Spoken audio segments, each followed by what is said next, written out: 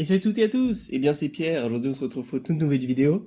Alors aujourd'hui, vous savez ce qu'on va faire? On va transformer GitHub en réseau social. Alors je suppose qu'il y en a beaucoup d'entre vous qui connaissent des réseaux sociaux comme par exemple Facebook, Twitter, Instagram, LinkedIn, etc. et plein d'autres. Et en fait, je me suis rendu compte que sur GitHub, il y a quelque chose de très similaire qui est qu'en fait on a un fil d'actualité. Donc c'est-à-dire qu'on peut voir que par exemple là j'ai un compte que j'ai créé qui me suit, que là il y a quelqu'un qui a mis une star sur un de mes projets. Là pareil, quelqu'un a star un projet, voilà, quelqu'un a star un projet, machin chouette, quelqu'un me suit, quelqu'un a fork un de mes projets. Bref, on a tout en fait, tout un fil d'actualité sur GitHub. Et donc moi ce que je me suis dit tiens, qu'est-ce que je peux faire pour que par exemple, à chaque fois que je publie une vidéo sur YouTube, et ben les gens sur GitHub, et ben ils puissent le voir dans leur fil d'actu. Parce qu'en fait, pour ceux qui savent et qui ont un peu suivi mes aventures, j'essaye de faire en sorte qu'à chaque fois que je poste une vidéo sur YouTube ou dès que je fais quelque chose sur un réseau social, ça soit partagé automatiquement sur tous les réseaux sociaux possibles et imaginables auxquels vous pouvez penser. Par exemple, je me suis même amusé à automatiser pour que toutes mes vidéos soient repostées sur Skyrock. C'est pour dire à quel point j'ai poussé le truc loin. Et donc du coup, pour continuer dans ce délire-là, je me suis dit, bah tiens, et si j'allais notifier les gens sur GitHub que j'ai posté une nouvelle vidéo? Et ben vous savez quoi? Et ben c'est ce qu'on va faire. Alors comment on va faire ça? Donc déjà, j'ai testé en fait toutes les actions possibles qui étaient affichées en fait dans les notifications, donc que j'ai remarqué. Donc j'ai lu à peu près toutes mes notifs ici pour voir qu'est-ce que je pourrais faire qui serait le plus simple. En fait pour indiquer que j'ai posté une nouvelle vidéo. Et ce que j'ai remarqué le plus simple c'était de créer un repository. Donc là j'ai un deuxième compte GitHub et on voit ici qui est abonné à mon compte principal et là il a deux notifications parce que j'ai créé deux repositories. Et donc dès qu'on crée un repository, ce qu'on voit c'est le titre du repo, le nom du repo, mais on voit aussi sa description. Et dans la description, je peux mettre plus ou moins ce que je veux. On peut imaginer ça un peu comme un tweet, parce qu'il y a une limite de caractères avant que ça mette les trois petits points et qu'on peut plus voir tout en entier. Mais là-dedans, en fait, je peux mettre suffisamment d'informations pour mettre, par exemple, un lien vers une vidéo. Donc là, l'idée, ça serait en fait de faire en sorte qu'à chaque fois que je poste une vidéo sur YouTube, ça me crée un repo sur mon GitHub, et que bien sûr, dans la description de ce GitHub, on a le lien vers la vidéo. Par exemple, ici, si je clique sur ce lien, on arrive sur ma dernière vidéo que j'ai postée. Donc là on voit ici que j'ai deux tests, il y en a un qui est test repo, qui est un truc que j'ai créé à la main depuis GitHub, et ensuite on voit que j'en ai un deuxième que j'ai appelé test API GitHub. Parce qu'en effet, grâce à l'API de GitHub, on peut créer des repositories en ligne de commande. Ça nous évite de le faire à la main. Et du coup, moi, c'est ça qui m'intéresse, parce que le but, c'est pas de le faire à la main, c'est que ça soit fait automatiquement. Donc là, si on se balade sur mon VS Code, voici la tête de la commande que j'ai utilisée pour créer ce repository depuis GitHub. Donc ça c'est quelque chose que j'ai trouvé sur la documentation de l'API de GitHub. Toutes ces informations là je les ai trouvées comme ça. Il y a juste description que j'ai deviné parce que la clé description ça me paraît c'est assez évident que c'était pour écrire la description. Donc ça j'ai juste pas regardé la documentation pour ça là je l'ai juste deviné. Mais c'était assez logique. Et dans ces requêtes curl, on voit quelques informations intéressantes, comme par exemple ici un objet JSON qui va représenter toutes les infos que je vais donner du coup à GitHub pour qu'il soit capable de créer le repository. Donc parmi ces infos, on a le nom du GitHub, donc le nom du projet qui sera aussi en partie de l'URL, et on a aussi la description qui est là où je mettrai le lien vers la vidéo YouTube. Ensuite on a auto init à false, si je me souviens bien dès qu'on le met à true, ça permet de créer le fichier readme.md et peut-être 2-3 autres trucs. Et le private, je le mets évidemment à false, vu que le but pour moi c'est que les gens voient la notification. Ensuite, d'autres informations qu'on a dans ce curl, c'est l'URL vers l'API de GitHub, mais aussi un header qui permet en fait de m'authentifier auprès de GitHub. Donc authorization token, et là ici au lieu d'écrire mon token, je mettrai mon token d'authentification. Donc ensuite, une fois que la commande est exécutée, GitHub peut nous retourner plusieurs réponses possibles. La première réponse possible, c'est s'il a réussi, il nous renvoie une réponse avec plein d'informations sur le repo qu'on vient de créer. On voit par exemple qu'il a un ID, qu'il a un node ID, ça je sais pas à quoi ça correspond, et il me renvoie aussi par exemple le nom et le nom complet avec du coup le lien vers mon repo.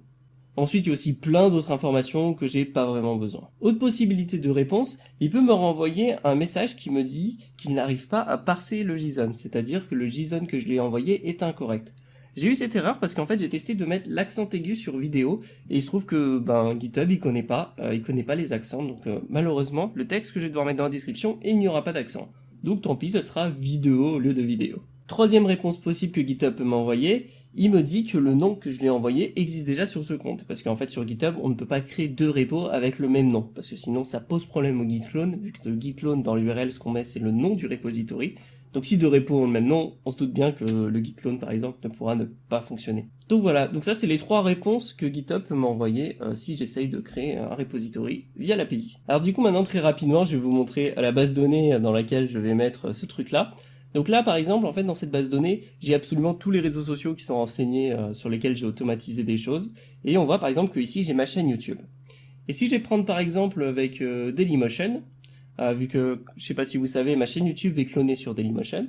En fait, ce que j'ai, c'est que j'ai un lien avec ma chaîne Dailymotion via une table pivot ici, qui fait le lien entre la chaîne Dailymotion et la chaîne YouTube. Ensuite, la table de la chaîne Dailymotion et les informations qu'il y a dedans, je ne vais pas vous les montrer, parce qu'il y a des informations de connexion entre autres que je ne peux évidemment pas montrer. Mais après, en fait, j'ai 2 autres tables. J'ai une table pour la vidéo YouTube, hop, qui là va recenser toutes les infos sur la vidéo YouTube, et j'ai une table pour les vidéos Dailymotion, qui lui va se contenter de recenser l'ID sur Dailymotion.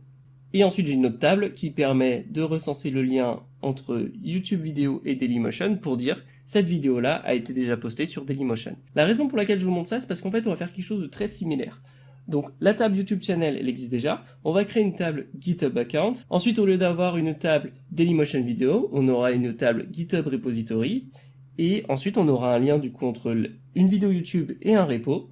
Et entre une chaîne YouTube et un compte. De la même façon que j'ai fait pour Dailymotion. Alors, du coup, j'ai avancé. Ce que j'ai fait, c'est que j'ai copié du coup un de mes autres projets de clonage de chaîne YouTube. Et ben, j'ai transformé tous les noms pour que ça s'adapte à GitHub. Donc, j'ai créé une première table qui s'appelle GitHub Account, qui stockera uniquement mon token. Ensuite, j'aurai le lien avec ma chaîne YouTube, le lien vers le repo, où je stockerai uniquement l'ID GitHub du repo, et aussi un lien entre la vidéo YouTube et le repo. Donc, ce qui fait qu'en gros, que dès que je posterai quelque chose sur GitHub, je pourrai renseigner à quelle vidéo c'est rattaché. Ce qui fait que la prochaine fois que je refais tourner le script, il pourra uniquement s'occuper des vidéos YouTube qui ne sont pas attachées à un repo. Comme j'ai fait exactement, en fait, comme pour tous mes autres trucs de duplication et d'automatisation de ma chaîne YouTube. Donc du coup, au niveau du code, là, ici, en fait, tout le script est là, en gros.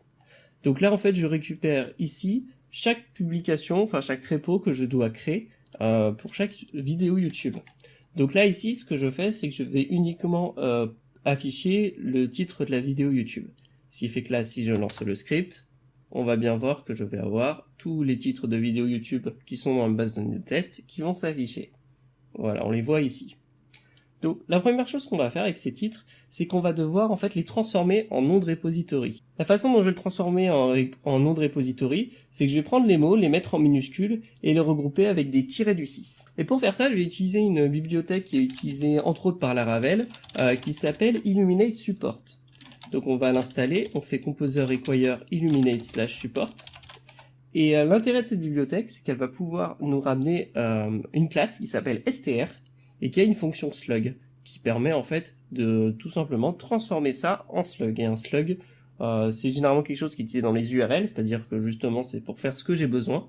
Donc les mots qui sont en minuscules et séparés par un tiret du 6. Donc maintenant qu'str est installé, enfin qu'Illuminate Support est installé, on va importer str. Donc j'ai copié-collé directement l'import histoire d'aller plus vite. Donc c'est use illuminate support str qui permet d'accéder à cette magnifique classe. Et cette magnifique classe a une fonction qui permet de transformer en slug. Donc str : slug. Donc elle prend en paramètre du coup le titre de la page et elle prend déjà le séparateur qui est déjà le tiret du 6. Donc c'est celui que je veux. Donc j'ai juste à mettre str slug du titre. Et cette variable, on va l'appeler slugged title. Et cette variable, je vais la var dump pour vous la montrer.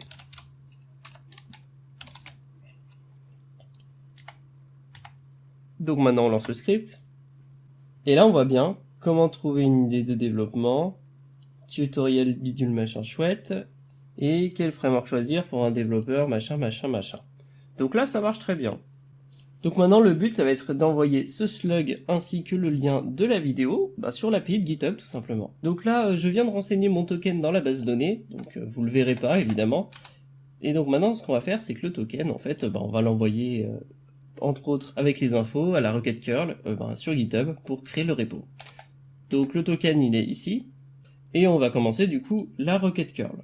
Donc je vais laisser le token commenter pour le moment. Et donc du coup on va faire un curl init de l'URL qu'on a tapé tout à l'heure, du coup, pour taper dans l'API GitHub. Ensuite, on va passer les paramètres, donc curl set opt array, premier paramètre, le curl, que j'ai oublié d'ailleurs de sauvegarder dans une variable, ça sera plus compliqué de l'utiliser. Deuxième paramètre, un tableau. Donc ensuite on va mettre le fameux curl opt return transfer que je vous ai parlé dans la dernière vidéo à true.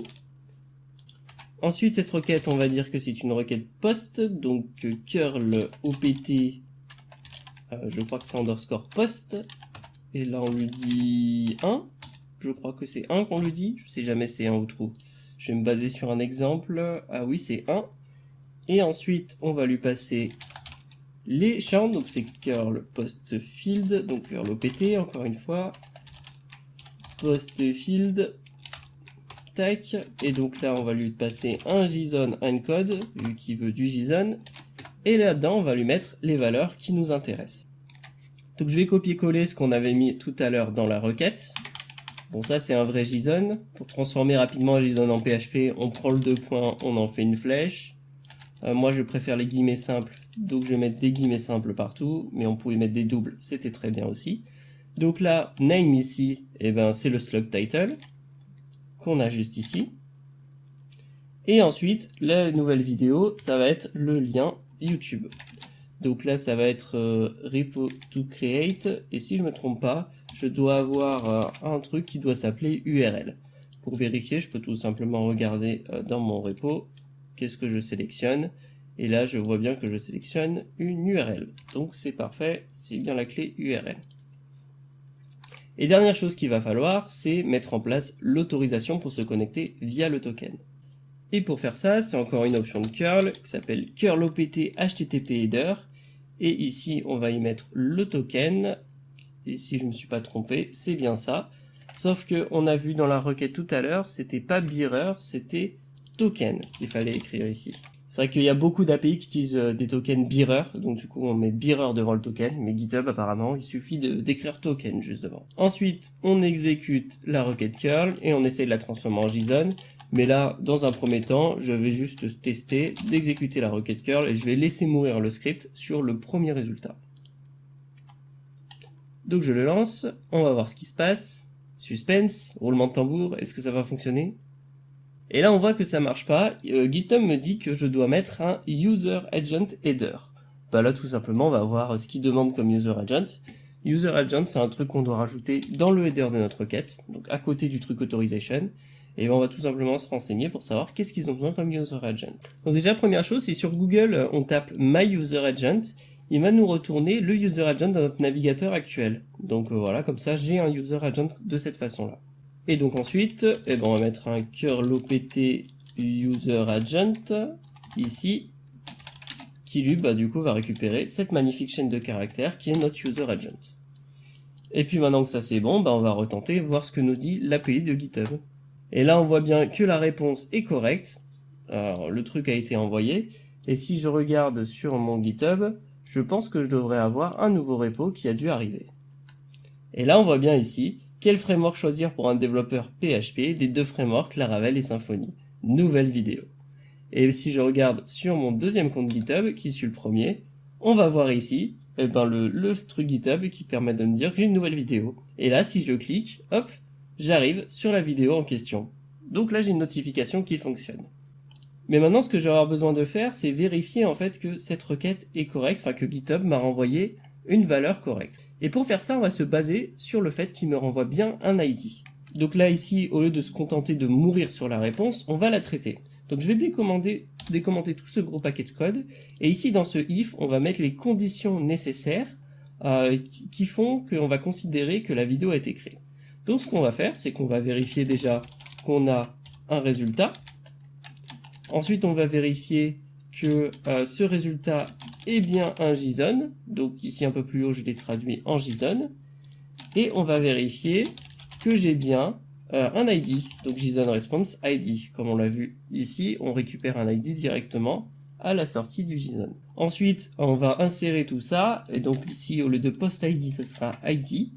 Et normalement, ce sera tout. Tout le reste, j'ai pas besoin de bouger, parce que ça ne bouge pas. Et maintenant que ça c'est bon, je vais déjà commencer par supprimer le repo qui vient d'être créé.